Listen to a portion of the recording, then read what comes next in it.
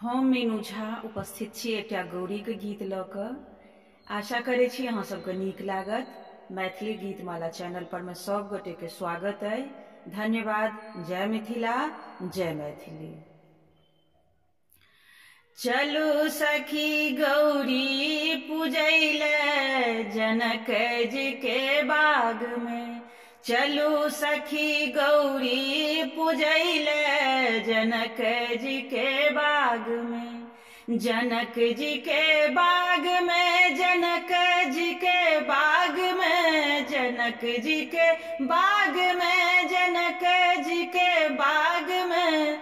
चलू सखी गौरी पूजैले जनक जी के बाग में। चलू सखी गौरी पूजैले जनक जी के बाग में। 10 सखी आगू चले 10 सखी पाछू। 10 सखी आगू चले 10 सखी पाछू। बीच में सिया सुकुमारी जनक जी के बाग में। बीच में सिया सुकुमारी जनक जी के बाग में। चलू सखी गौरी पूजैले जनक जी के बाग में।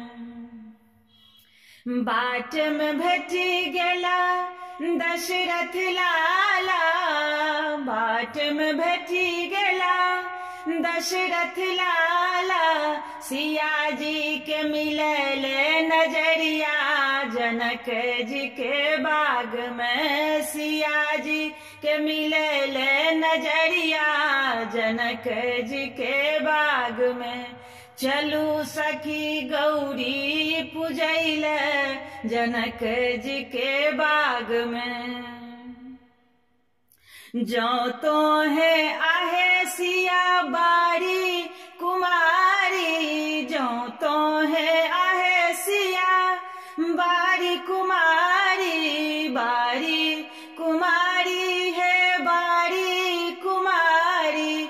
मोर संगे चल मोर नगरिया जनक जी के बाग में। मोर संगे चल मोर नगरिया जनक जी के बाग में। चलू सखी गौरी पूजैले जनक जी के बाग में। जनक जी के बाग में, जनक जी के बाग में, जनक जी के बाग में, जनक जी के बाग में। चलू सखी गौरी पूजैले जनक जी के बाग में। चलू सखी गौरी पूजैले जनक जी के बाग में।